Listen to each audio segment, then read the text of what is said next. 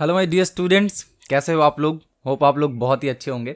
आज की क्लास में हम लोग स्टार्ट करने वाले हैं न्यू चैप्टर लाइफ साइंस का। और वो चैप्टर का नाम क्या है? वो चैप्टर का नाम है रिप्रोडक्शन। और ये चैप्टर आप लोगों को अच्छे से समझना है, बिकॉज ये वाला चैप्टर जो है वो आपका जो 2021 में जो एग्ज़ाम होगा जून में, उसमें हो सकता है कि इस चैप्टर से बहुत सारा क्वेश्चन आ सकता है। ठीक है। और वैसे भी अगर इस चैप्टर को अगर अच्छे से आप नहीं पढ़ो तो ऊपर ऊपर से इस चैप्टर को आप अगर देखोगे तो आपको लगेगा कि this chapter is very much difficult. ठीक है। बट ऐसा कुछ है नहीं। इस चैप्टर में आपको मैं पढ़ाऊंगा और आराम से आपको सारा कुछ जो है वो समझ में आ जाएगा। ठीक है। तो इसको स्टार्टिंग से स्टार्ट करते हैं। यहाँ पे हम लोगों को क्या क्या जानना है वो समझ लेते हैं। तो यहाँ पे हम लोगों को जानना है कि व्हाट इज़ रिप्रोडक्शन, रिप्रोडक्शन किसको कहते हैं। उसके बाद हम लोगों को ये समझना होगा कि वाई रिप्रोडक्शन इज़ इंपॉर्टेंट, और ये क्वेश्चन जो है वो आप लोगों से पूछा जा सकता है। तो दैट्स वाई इसको अच्छे से देखिएगा आप लोग। इसके बाद आता है मूड्स ऑफ रिप्रोडक्शन। अगेन ये क्वेश्चन भी बहुत ज़्यादा इंपॉर्टेंट है कि क्या क्या मूड्स है रिप्रोडक्शन का। ठीक है। किस किस तरीके से रिप्रोडक्शन हो सकता है उसके बारे में हम लोग यहाँ पे बात करेंगे। तो बेसिकली 3 टॉपिक को आज हम लोग अच्छे से डिस्कस करेंगे, और इसके बाद फिर जो आगे का टॉपिक रहेगा वो हम लोग अगले क्लास में यानी कि पार्ट 2 पार्ट 3 ये सब में डिस्कस करेंगे। तो मेक श्योर कि आप चैनल को अच्छे से सब्सक्राइब कर लो, और ताकि जब इसका पार्ट 2 पार्ट 3 आए तो आपको नोटिफिकेशन चला जाए। तो इसको इरेज करते हैं एक बार। और हाँ, आप हमारे वेबसाइट को चेक कर सकते हो। अगर आपको हिस्ट्री और ज्योग्राफी में ऐसा लगता है कि भैया हिस्ट्री और ज्योग्राफी में अपने को कॉन्फिडेंस नहीं आ रहा है कि हाँ इसमें मैं मार्क्स ले आऊँगा, समझ नहीं आ रहा है कि मैं कैसे पढ़ूँ, किस तरीके से पढ़ूँ, कुछ भी समझ नहीं आ रहा है, तो आप सिंपली क्या करो, आप वेबसाइट पे जा सकते हो conceptera.in/courses, और वहाँ पे हमारा history as well as geography का कोर्स अवेलेबल है। बहुत सारे बच्चों ने उसको ज्वाइन किया है, बहुत सारे बच्चे का पॉजिटिव रिव्यू भी है। वो लोग बोल भी रहे हैं कि भैया बहुत ही अच्छा कोर्स आपने बिल्ड किया है, मज़ा आ गया पढ़ के। तो आप कोर्स को ज्वाइन कर सकते हो और मैक्सिमम बेनिफिट आप वहाँ से उठा सकते हो। बाय द वे, हम लोग वापस से टॉपिक पे आते हैं, और टॉपिक हमारा ये है कि आखिरकार रिप्रोडक्शन जो है वो किसको कहते हैं, क्योंकि पूरा का पूरा चैप्टर का नाम ही है यहाँ पे रिप्रोडक्शन। तो हम लोगों को पता होना चाहिए कि व्हाट इज रिप्रोडक्शन। ठीक है। तो अगर यहाँ पे सिंपल लैंग्वेज में बोलूँ तो रिप्रोडक्शन एक ऐसा प्रोसेस है। ठीक है। रिप्रोडक्शन एक ऐसा प्रोसेस है जिससे किसी भी ऑर्गेनिज्म का क्या हो रहा है, यहाँ पे मल्टीप्लीकेशन हो जाता है। किसी भी ऑर्गेनिज्म का क्या होता है, मल्टीप्लीकेशन हो जाता है, बस सिंपली। तो अगर आपसे कोई बोले कि व्हाट इज रिप्रोडक्शन, तो जो प्योर डेफिनेशन है वो आपके बुक में दिया है, बट आपको याद क्या रखना है, यहाँ पे आपको सिर्फ ये याद रखना है कि रिप्रोडक्शन जो है वो एक ऐसा प्रोसेस है जिसके थ्रू जो है वो लिविंग ऑर्गेनिज्म, ठीक है, लिविंग ऑर्गेनिज्म जो है वो एक नए ऑफस्प्रिंग को जन्म देते हैं, या फिर यूं कहो कि नए ऑफस्प्रिंग को रिप्रोड्यूस करते हैं। ऑफ स्प्रिंग का मतलब भी थोड़ा सा समझ लो। अगर कहीं पे ये वाला वर्ड आ गया और आपको बिल्कुल नहीं समझ आया तो आपका मार्क्स वहां पे कट सकता है। तो ऑफ स्प्रिंग्स का मतलब क्या हो गया? ऑफ स्प्रिंग्स का मतलब हो गया कि अपने काइंड का एक नया ऑर्गेनिजम्स को जो जन्म दे रहा है वो ऑर्गेनिज्म यहाँ पे ऑफ स्प्रिंग कहलाएगा। ओके। और वो जो है वो किसके टाइप का होगा? वो ऑफकोर्स सी बात है कि जो उसका जिस तरीके से उसका पेरेंट्स दिख रहे हैं, जैसे उनके पेरेंट्स होंगे एग्जैक्टली उसी तरीके से वो भी दिखेंगे। ऐसा नहीं कि पेरेंट जो है वो आपका अगर डॉगी है, लेट्स से पेरेंट्स डॉग है, तो उसका ऑफस्प्रिंग ऐसा नहीं हो सकता कि उसका ऑफस्प्रिंग जो है वो कैट हो गया। ना, ऐसा नहीं होगा। ठीक है।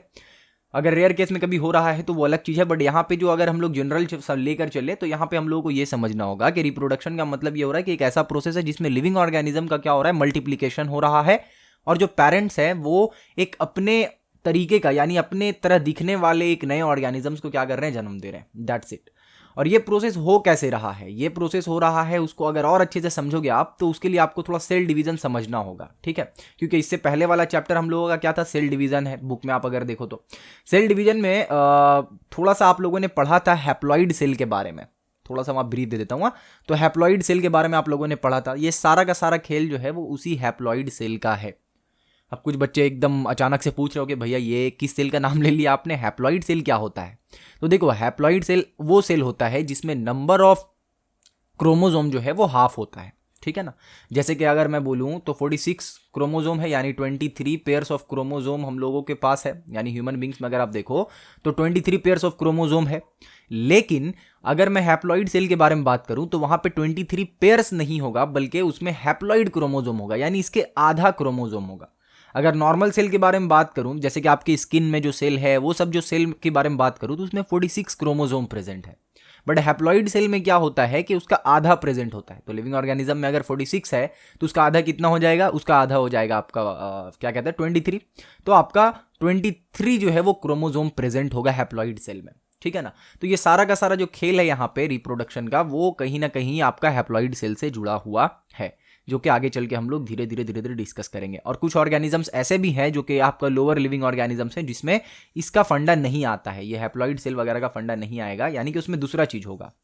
क्या होगा, किस तरीके से होगा, वो धीरे धीरे हम लोगों को यहाँ पे समझ में आएगा। तो फिलहाल हमने ये वाला टॉपिक जो है बहरहाल कवर कर लिया है कि व्हाट इज रिप्रोडक्शन, ठीक है ना।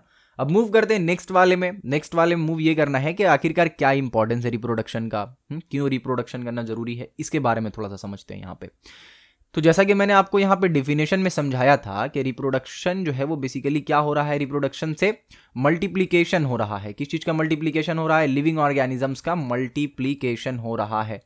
तो अब देखो यहाँ पे इंपॉर्टेंस में भी ये बहुत ही इंपॉर्टेंट पॉइंट आ जाएगा कि अगर रिप्रोडक्शन नहीं होगा तो लिविंग ऑर्गेनिज्म का मल्टीप्लीकेशन नहीं होगा।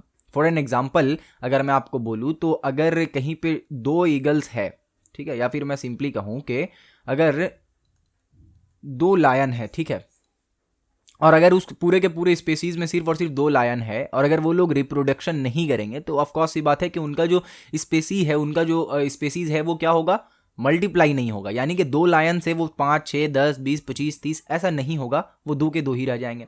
इसी तरीके से अगर ह्यूमन बींग्स में हम लोग देखें तो ह्यूमन बींग्स में जितना पॉपुलेशन है अभी फिलहाल अगर जितना पॉपुलेशन है, अगर रिप्रोडक्शन का प्रोसेस यहाँ पे बंद हो जाता है तो क्या होगा, तो ऑफकोर्स ये बात है कि जितने लिविंग ऑर्गेनिज्म है उतने ही रहेंगे और यहाँ पे मल्टीप्लीकेशन जो है वो नहीं होगा। अब इससे क्या होगा वो नेक्स्ट स्टेप में समझेंगे और वो हमारा है नेक्स्ट इंपॉर्टेंट पॉइंट जो कि इसके अंदर आता है इंपॉर्टेंस ऑफ रिप्रोडक्शन के अंदर।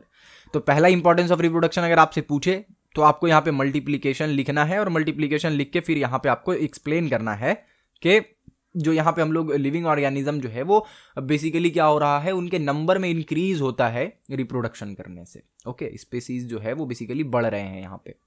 अगर एक ऑर्गेनिज्म है तो 2, 2 से 5, 5 से 10, 10 से 20, तो यहाँ पे मल्टीप्लीकेशन हो रहा है ऑर्गेनिज्म का। ओके, अच्छा, तो मल्टीप्लीकेशन एक प्रोसेस एक यहाँ पे आपका हो जा रहा है। दूसरा चीज क्या है, दूसरा अगर आप देखो तो यहाँ पे उसी से रिलेटेड है जो कि है continuity of life, continuity of generation, ठीक है।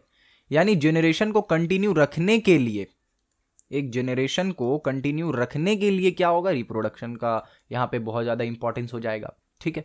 तो पहला तो हमने समझा मल्टीप्लीकेशन। दूसरा यहाँ पे अगर उसी से हम लोग देखें, अगर मल्टीप्लीकेशन नहीं हुआ तो ऑफ कोर्स ये बात है कि जो जेनरेशन है वो कंटिन्यू नहीं हो पाएगा और जेनरेशन कंटिन्यू नहीं हो पाएगा तो क्या होगा, फिर वो पूरा का पूरा फैमिली जो है वो वहीं पे स्टॉप हो जाएगा, खत्म हो जाएगा। अब आप यहाँ पे जेनरेशन में आप कोई फैमिली ले लो या फिर स्पेसिफिक कोई स्पेसीज ले लो, तो अगर एक स्पेसिफिक स्पेसीज के बारे में बात करें, लेट्स से एग्जांपल डायनासोर्स, तो अगर उनका एक और कारण ये भी बोला जाता है कि वो रिप्रोडक्शन नहीं कर पाए, तो अगर वहां पे रिप्रोडक्शन का प्रोसेस स्टॉप हुआ तो क्या हो रहा है कि उनका जेनरेशन जो है वो आगे नहीं बढ़ पाया, जितने थे उतने ही रहे, और जब एक बार वो डेथ हो गया उनका तो उसके बाद फिर कुछ भी नहीं हुआ और वहां पे क्या हो गया, उनका जेनरेशन जो है वो स्टॉप हो गया। तो यहाँ पे अगर हम लोग दूसरा पॉइंट देखें जो कि मैंने यहाँ लिखा है कि इंपॉर्टेंस ऑफ रिप्रोडक्शन में क्या आ रहा है, हमारा कंटिन्यूटी ऑफ जेनरेशन।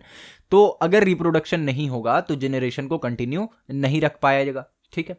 तीसरा चीज क्या है, तीसरा चीज ये है कि डेथ रेट और बर्थ रेट को मेंटेन भी तो करना होगा ना, डेथ रेट और बर्थ रेट को मेंटेन भी करना होगा। अच्छा, डेथ रेट और बर्थ रेट को मेंटेन करना होगा, इसका क्या मीनिंग निकल रहा है उसको थोड़ा सा समझ लेते हैं। हालांकि शायद आपको समझ आ गया हो यहाँ पे क्या मीनिंग निकल रहा है। देखो, अब लिविंग ऑर्गेनिज्म है तो एवरी डे जो है वो लिविंग ऑर्गेनिज्म का डेथ होगा ही होगा, हर हाल में होगा। ऑल ओवर वर्ल्ड में देखें तो बहुत सारा, लगभग 1 लाख या 1.5 lakh every day human beings का डेथ हो रहा है, ठीक है। तो अगर वहां पे रिप्रोडक्शन नहीं होगा तो ऑफकोर्स सब बात है कि न्यू बर्थ नहीं होगा, और अगर न्यू बर्थ नहीं होगा देन डेथ रेट और बर्थ रेट के बीच का बैलेंस मेंटेन नहीं हो पाएगा, और अगर बैलेंस मेंटेन नहीं हो पाएगा तो कुछ दिन बाद ऐसा होगा कि अर्थ पे जो है वो ह्यूमन बींग्स खत्म हो जाएंगे। अगर ह्यूमन बींग्स के स्पेसिफिक बारे में बात करूं तो, अगर दूसरे ऑर्गेनिजम्स के बारे में अगर मैं बात करूं कि लेट्स से लायन है और लायन में क्या हो रहा है, सिर्फ डेथ हो रहा है, डेथ हो रहा है, डेथ हो रहा है, बर्थ हो नहीं रहा है, तो क्या होगा यहाँ पे, ऑफकोर्स ये बात है कि उनका जनरेशन जो है वो खत्म हो जाएगा और डेथ रेट और बर्थ रेट के बीच का जो बैलेंस होता है वो मेंटेन नहीं हो पाएगा। और चूंकि बैलेंस मेंटेन नहीं हो पाएगा, अगर लेट से मैं बोलूं कि बर्थ रेट एक्सीड कर जाता है, बर्थ रेट अगर एक्सीड कर जाता है तो क्या होगा, बर्थ रेट एक्सीड करने के कारण जो है वो पॉपुलेशन बहुत तेजी से बढ़ जाएगा, ठीक है। वहीं पर अगर डेथ रेट एक्सीड कर जाता है तो क्या होगा, पॉपुलेशन बहुत तेजी के साथ घट जाएगा, ओके। तो यहाँ पे दोनों चीज को मेंटेन रखना जरूरी है, तो इसीलिए यहाँ पे आपका रिप्रोडक्शन का एक ये भी बहुत ही ज्यादा इंपॉर्टेंट पॉइंट है, ठीक है। तो इंपॉर्टेंस ऑफ रिप्रोडक्शन में अब तक मैंने आपको 3 अलग अलग पॉइंट्स बताया है, जो कि अगर आपसे 2 मार्क्स का पूछा जाएगा तो आप किसी भी 2 को लिखोगे तो वहां पे आपका काम चल जाएगा, ठीक है।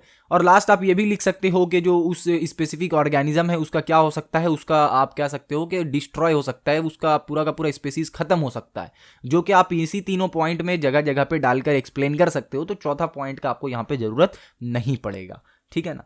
तो 2 टॉपिक तो हमने कवर कर लिया कि व्हाट इज रिप्रोडक्शन, जो कि हम लोगों को यहाँ चैप्टर के स्टार्टिंग में जानना था। दूसरा हमने कवर किया कि इंपॉर्टेंस ऑफ रिप्रोडक्शन, यानी रिप्रोडक्शन का क्या इंपॉर्टेंस है। ये 2 चीज हमने यहाँ पे अच्छे से कवर अप कर लिया है। अब जो है वो हमारा रियल चैप्टर स्टार्ट होता है, और वो स्टार्ट कहाँ से होता है, वो स्टार्ट होता है मूड ऑफ रिप्रोडक्शन से, ठीक है ना। अच्छा, मूड ऑफ रिप्रोडक्शन यानी कि कितने तरीके से हो सकता है रिप्रोडक्शन। तो देखो यहाँ पे हम लोग बेसिकली 2 तरीके से रिप्रोडक्शन हो सकता है। कितने तरीके से हो सकता है भैया, 2 तरीके से हो सकता है। कौन कौन सा तरीका, ये लो अभी लिख दे रहा हूँ यहाँ पे। तो देखो 2 तरीका क्या क्या है। एक तो आपका है आसेक्सुअल रिप्रोडक्शन, शायद आपने पहले क्लास 9 क्लास 8 में ये सब सुन रखा है। तो एक है आपका आसेक्सुअल रिप्रोडक्शन, और दूसरा जो प्रोसेस है that is sexual reproduction. Okay, तो यहाँ पे रिप्रोडक्शन मैं नहीं लिख रहा हूँ, ठीक है ना। आसेक्सुअल और सेक्सुअल 2 चीज लिखते हैं यहाँ पे, ठीक है। अच्छा, यहाँ पे इस चैप्टर में, स्पेसिफिक चैप्टर में जो हम लोग अच्छे से एकदम एक्सप्लेन में एकदम डिटेल में समझेंगे वो क्या होगा, वो होगा आसेक्सुअल रिप्रोडक्शन, ठीक है ना। इसके बारे में सिर्फ इस चैप्टर में हम लोगों को बेसिक सा ओवरव्यू जानना है। तो इसीलिए आप माइंड में ये लेकर अच्छे से रखो कि हम लोगों को इस चैप्टर में आसेक्सुअल रिप्रोडक्शन के बारे में पढ़ना है, ना कि सेक्सुअल रिप्रोडक्शन के बारे में। इसके बारे में बस थोड़ा सा हम लोगों को डेफिनेशन जानना होगा।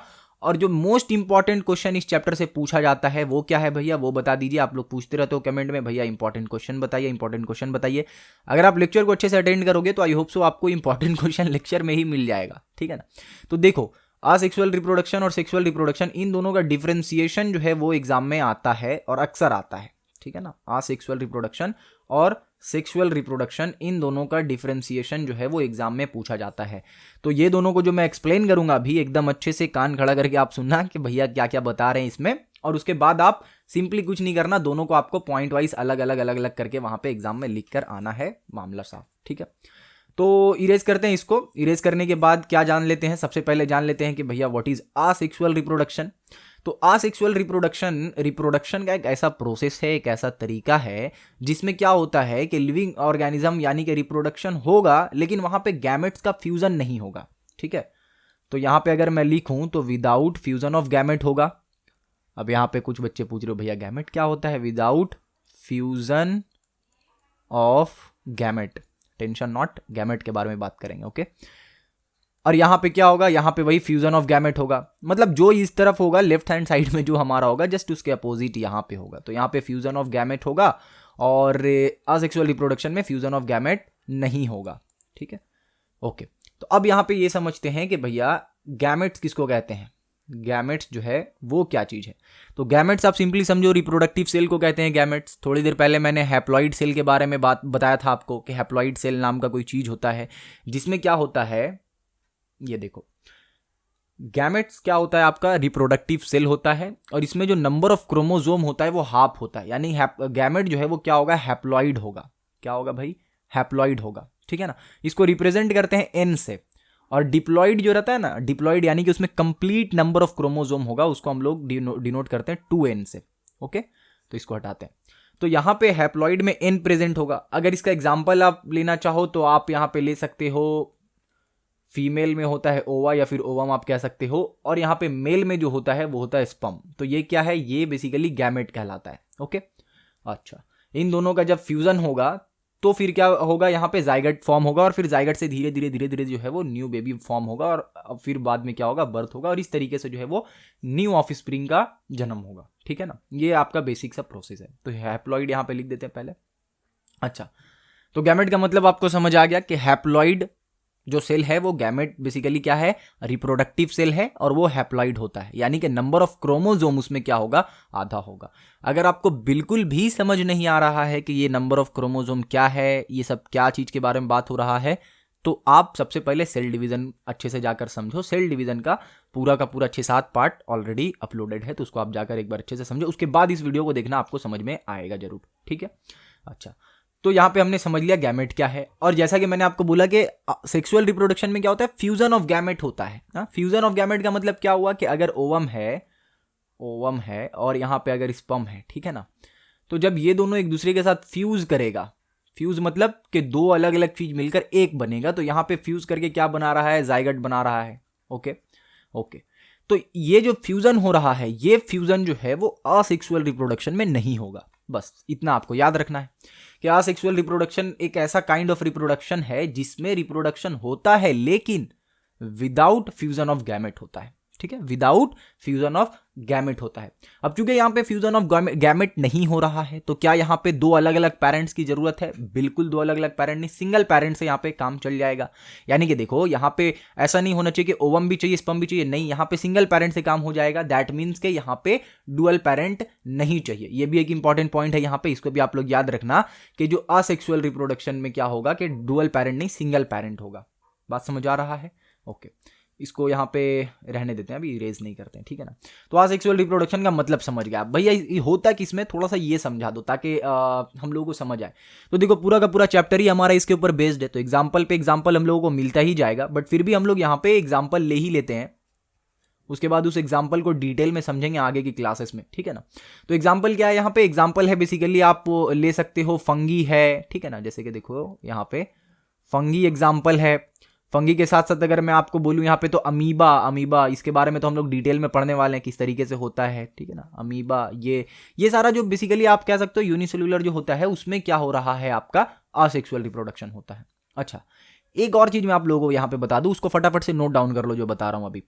असेक्सुअल रिप्रोडक्शन में एक सेल डिवीजन जो है, एक सेल डिवीजन इन्वॉल्व होता है, एक सेल डिवीजन इन्वॉल्व होता है। और वो सेल डिवीजन क्या होता है, वो सेल डिवीजन आपका होता है अमाइटोसिस, ठीक है ना।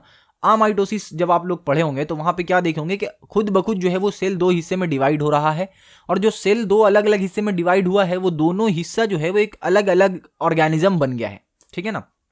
वो इंडिविजुअल ऑर्गेनिज्म बन के जी रहा, यानी एक सेल था, ठीक है ना, वो अमाइटोसिस के प्रोसेस के थ्रू गया और दो अलग अलग सेल बन गया।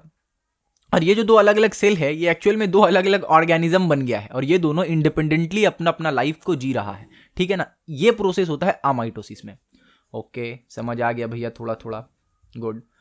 तो यहाँ पे हम लोगों को लगभग असेक्सुअल रिप्रोडक्शन के मतलब असेक्सुअल रिप्रोडक्शन में हम लोगों को समझ में आ गया कि सिर्फ और सिर्फ इसमें एक पेरेंट नीडेड होगा। ओके, अच्छा, ये जो है वो बेसिकली किसके थ्रू होगा, ये आपका सोमैटिक सेल के थ्रू होगा। अब यहाँ पे आप बोलोगे भैया सोमैटिक सेल किसको कहते हैं, तो देखो सोमैटिक सेल हम लोग कहेंगे, सोमैटिक सेल हम लोग उस सेल को कहेंगे जिसमें हमारा नंबर ऑफ क्रोमोसोम जो है वो डिप्लॉयड होगा। सिंपली अगर मैं समझाऊं तो यानी कि पूरा complete number of chromosome present होना चाहिए। जैसे लिविंग ऑर्गेनिज्म ह्यूमन बींग्स में 46 होता है, यानी 23 पेयर्स, तो अगर 46 किसी सेल में है तो दैट इज सोमैटिक सेल। और इसका जो है वो आपका लिविंग ऑर्गेनिज्म के केस में, ह्यूमन बींग्स के केस में रिप्रोडक्शन से इसका कोई लेना देना नहीं है, ठीक है ना, सोमैटिक सेल का, ये याद रखना।